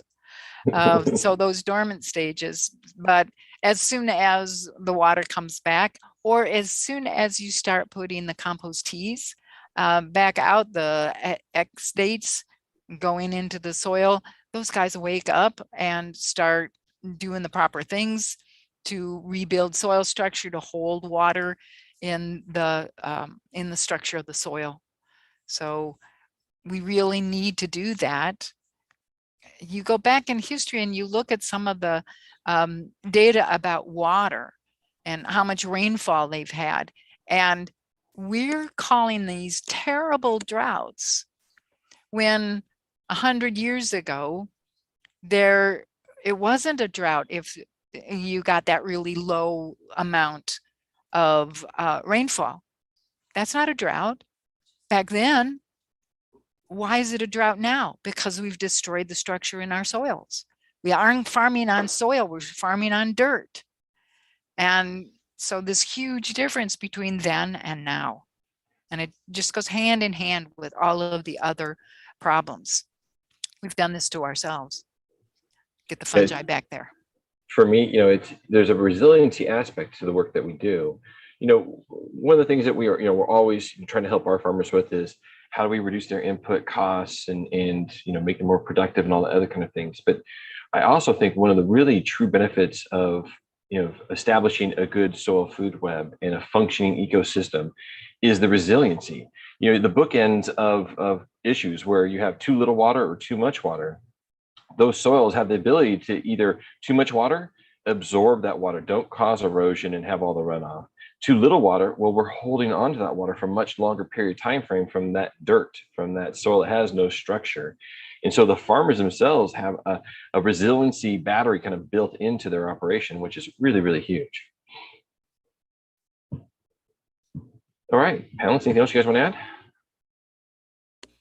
I think it's been really well covered. And, one of the things in the promo is Dee Pursehouse's Soil Sponge Workshop, which I recently took and found to be amazing, which really goes into this whole link between soil health, the microorganisms, which she calls the essential workforce of the biosphere, and the way that they can create soil which is capable of absorbing and holding deep pools of water. And Elaine talks a lot about when you have soil which is truly soil, nice and fluffy with good structure, the roots can go hundreds of feet deep on some of these trees. And then you're talking about it, what's rain for 100 years to something like that can go down there and get water from that deep soil layer.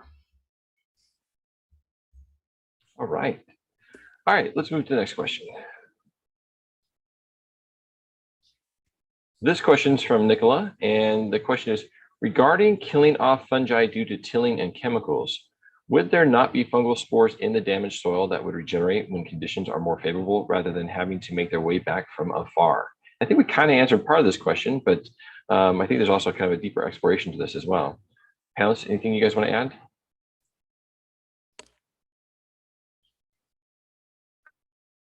Well, one thing, I'll start off. One thing I look at this kind of question of saying that, so let's say you did damage the soil because you did till and you added chemicals. For sure, there are going to be fungal spores in that soil profile. But because you've really kind of physically damaged and potentially chemically damaged that soil, it will take a while for the fungi spores that are in there to find those favorable conditions to be able to regerminate and start to rebuild that soil. So it's not like, all right, hey, I till, I got fungal spores, voila, I'm back in action. Well, the structure of the soil is destroyed, or the chemistry in that soil, or both of them are really in bad shape. It will take a while for those species to recolonize and restart to build that structure. And it just takes a while if we're not intensively trying to manipulate that. Yeah, it's again, it's go back to the depends. How deep was the damage? How much of this fungi biology was lost? How much of spores do you have there? And when reach the perfect conditions? So it's again, observe and reassess your actions constantly. And often we're not talking about a single disturbance event, which the spores might be able to, recover from, but an annual disturbance event, or 2 or 3 times a year, with something like this. And so if you have spores, a population of spores in the soil, they keep waking up and connecting to, say, corn, but then getting chopped up again after the corn is harvested.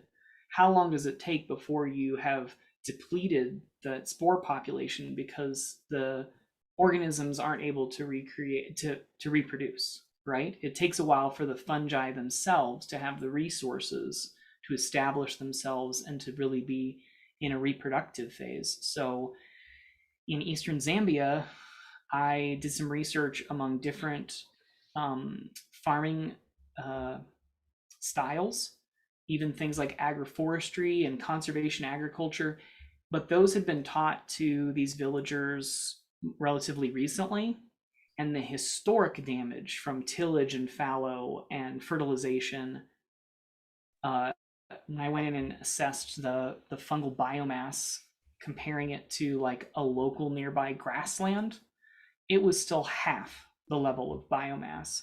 And there's a good chance that the species in there had also shifted. It was less diverse.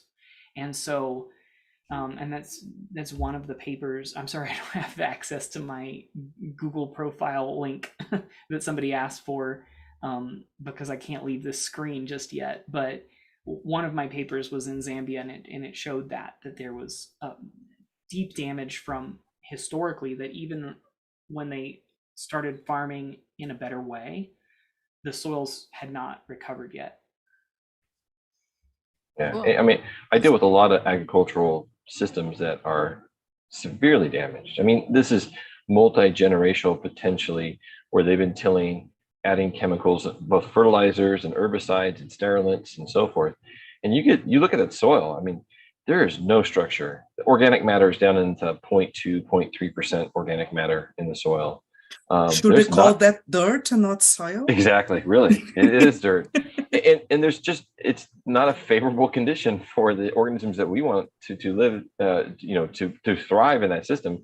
It's not very favorable for them. So, we're trying our best to get them back in there, just have them start building some structure, do the things we can do, like the breaking up soil compaction by mechanical means, if we can, to help push it along to become more favorable for the biology to establish. And for me, when I look at soils, when they're really, really degraded, it's a little bit of a slow start. But once we start, intensively managing it and really changing those practices, it's a little bit exponential curve. They start to build more structure, and when more structure gets built, more organisms are able to survive, and then the biology starts to take off. And that's what we're really trying to hope to see. All right, panelists, anything else you guys want to add? Okay, let's move to the next question. Ta-da! Oh, wait a second. I think I had some more questions in there. Yeah, we go ahead and refresh there, Adam. I think there may be a few more that got added.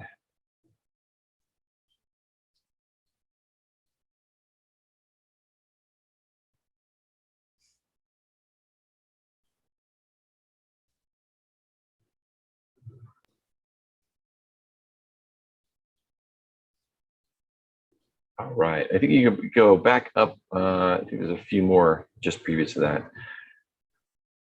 Oh, maybe not. Okay, so let's go to that one from Caroline. The question is, can livestock natively impact fungi and soil microorganisms when pastures are continually grazed? And how can we prevent it and optimize pasture quality? Definitely the livestock are going to negatively impact the fungi and other soil organisms through compaction mainly. When pastures are continually grazed, that's a problem because you don't get the flow back into the soil that would have been possible when the grassland wasn't heavily grazed.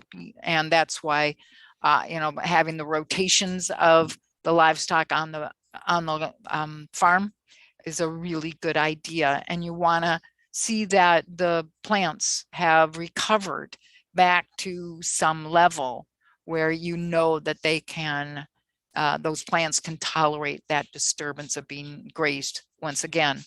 So compaction, that's the biggest problem there. And if you've got continually grazed pastures, how do you get out there and apply the biology?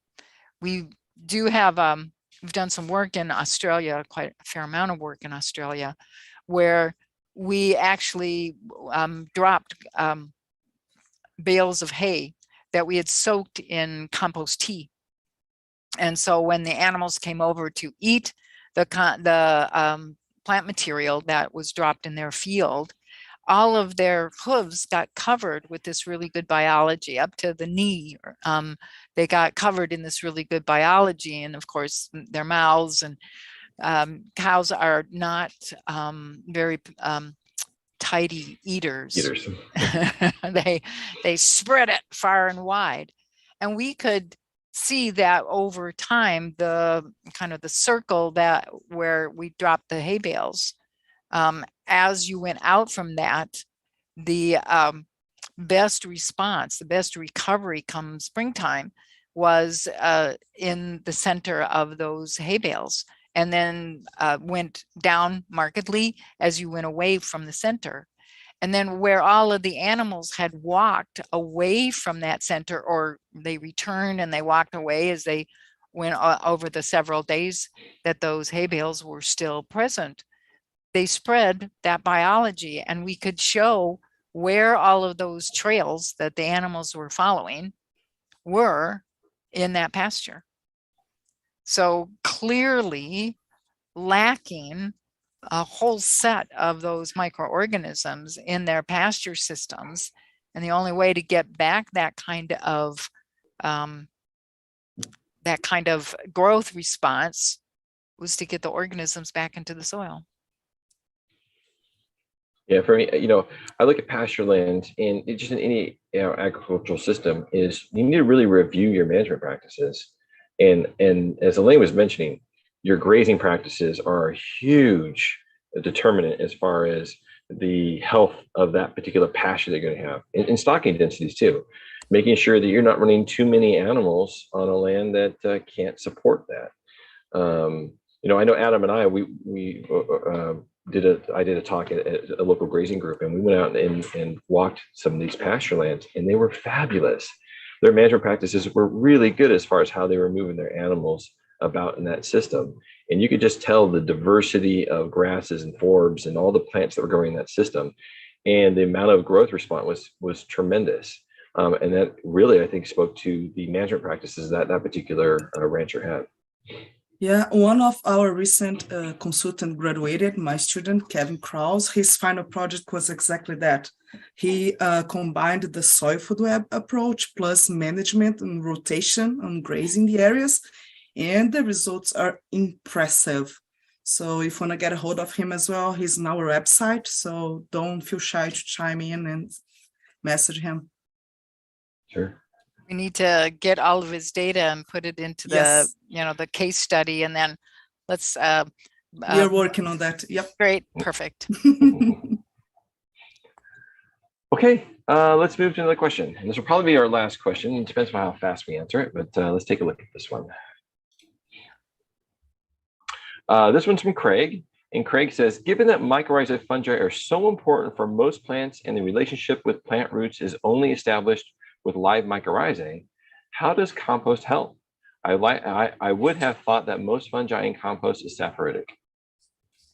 Craig is exactly correct. Mycorrhizal fungi are not going to, arbuscular mycorrhizal fungi are not going to be reproducing in a compost pile because they need a living root. Now, the word mycorrhizal means the relationship between fungi and plants. There are saprophytic fungi that form mycorrhizal relationships. A very famous one is the Amanita muscaria mushroom. That's the red one with the white spots that connects to birch trees and a few other hosts, I believe, but it's a basidiomycete. And most arbuscular mycorrhizae are in the phylum Glomeromycota. They have a different lifestyle. They cannot get food without a host that they're connected to. So when we're talking about arbuscular mycorrhiza, there are some different methods that have been explored, especially by the Rodale Institute is one that I like, to help propagate those with living plants in a special area on a farm, so that then you could spread those as well, or potentially add them to compost tea prior to using it. But probably the most effective thing would be if you could somehow get it on living plants prior to transplant, as in terms of the mycorrhiza really surviving and thriving, which is something that we did in my lab at Oklahoma State. Oh gosh, we did thousands of nurse plants with just a little bit of whole soil inoculum so that they would become colonized, and then we transplanted them out, and it was very effective. They spread the mycorrhizae very quickly that way. But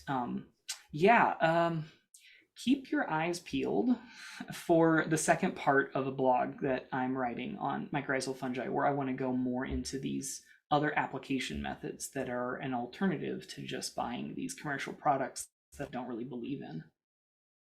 You need local indigenous. Mm-hmm. Yep. Very important. It's funny, because the biological marketplace is expanding rapidly. In fact, I have clients that constantly come to me and say, "Hey, what about this product? What about that product? What about this product?" And a lot of those are kind of bugs in a jug, or they're made in some bioregion that's way away from the bioregion that you're trying to grow in. And yeah, there'll be a few of the species, organisms that will provide you benefit, but there's going to be a lot of them that won't, and diversity is going to be very, very low. And that's the other part of our paradigm, which is we want biomass of those organisms, but we also want high diversity. And locally, indigenously grown organisms is the way to go. Yeah, this movement of selling magic dust is dangerous, and you have to be very aware that to not shift from industrial agriculture to biological boxed agriculture the same way. It's just changing the name, but also promising one application only and you're done. So be aware with these easy solutions. Sure. Okay, you know what? I think we have time for one more question. Let's go for it, Adam. I think we got one last one here. Okay, so this one's from Kathy, and Kathy said, "I've been advised to let the soil rest over the winter period after a long season of cropping, to not plant any green manure plants or other winter veg on my plots, but instead to cover the soil with a mulch and let it rest. What is your opinion on that?" Yeah, a big fat no. Yeah, even in the wintertime, your microorganisms are going to benefit from the roots that are still left in the soil, or the mulch that you left from just cutting the above ground part of the annual plant and dropping it onto the ground. So you want those bacteria and fungi, protozoa and nematodes to continue to cycle nutrients, to be building that soil structure. You had to come across your field with heavy equipment probably to be able to harvest your crop in time. So there's some reconstruction that has to happen in that soil. Now, the only time I could see planting green manure plants or other winter veg, that's probably going to be killed in the winters I've encountered in my life. And so that dead material in the soil provides food for the bacteria, fungi, protozoa, nematodes, et cetera. And it just keeps things going. The most rapid rates of decomposition ever encountered on this planet is from a study that we did up in the mountains in Wyoming, where the most rapid rates of decomposition occurred in the winter under the snow. You have to have a layer of snow to prevent rapid freezing, but the microorganisms had their little holes, they had their aggregates, and they survived just fine. Constantly building structure, constantly improving things in the winter under the snow. Now, if you don't have snow and you don't have a mulch layer out there, you're not going to get these benefits. So if you can remember that you're going to get benefit from these organisms even through the winter time. They're ready and raring to go the instant that soil thaws. As soon as it can possibly get back up to the surface of the soil, you're going to have those organisms building all that structure, doing all this good stuff for you. So this attitude towards don't plant anything, don't let any living thing loose because they're all dead down there. Nope, not true. I remember at the Soil Summit, last year's Soil Summit, I think his name is Richard Clark. And he does a lot of different crop rotations, and so that he will plant in a late fall planting that will not get winter killed, or at least will provide some amount of cover. And if it does get killed in spring time frame, you've already got a lot of biomass is going to break down and decompose. For me, the most egregious thing you can do is to leave a field fallow with nothing on it. I mean, if you just left it bare soil over the winter time frame, that's just madness, in my opinion. Yep, but it's like they don't want to leave that mulch down because that mulch has weed seed in it. And so they pull it off thinking they're doing the best, when in fact they're not. You want to see that decomposition occurring through the winter time. Yep. I am really curious, what the goals were or the thought process behind this advice. I think a lot of times people have that leave the soil rest thing because they're monocropping the same crop and they want to actually decrease the population of potential pathogens to that crop. And so it's that sterile worldview, right? That go in and do something that will, whatever. But I think increase the diversity of your cropping system. Don't grow the same thing in the same spot year after year after year. Increase the number of crops if you can. Integrate other processes. There's like legumes that can survive in a lot of winter conditions, and then they could be adding nitrogen to your soil. Like Austrian winter pea is one that I've used in the past. Certain vetches.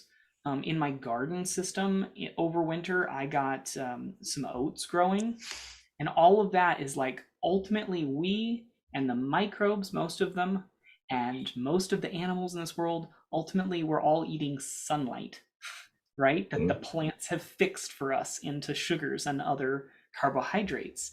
And so if sunlight is hitting your field, but it's not hitting a plant, that's a wasted opportunity to grow food for the microorganisms. Yeah, a common misconception that I end up coming across quite a bit is that people think of the nutrients in the soil like a battery, and the fact that there's only so much of a soluble nutrient, and then once you deplete it, you have to add it back into the system. And so if I plant plants over the winter time frame, they're just going to draw down that battery and take more soluble nutrients out of that system.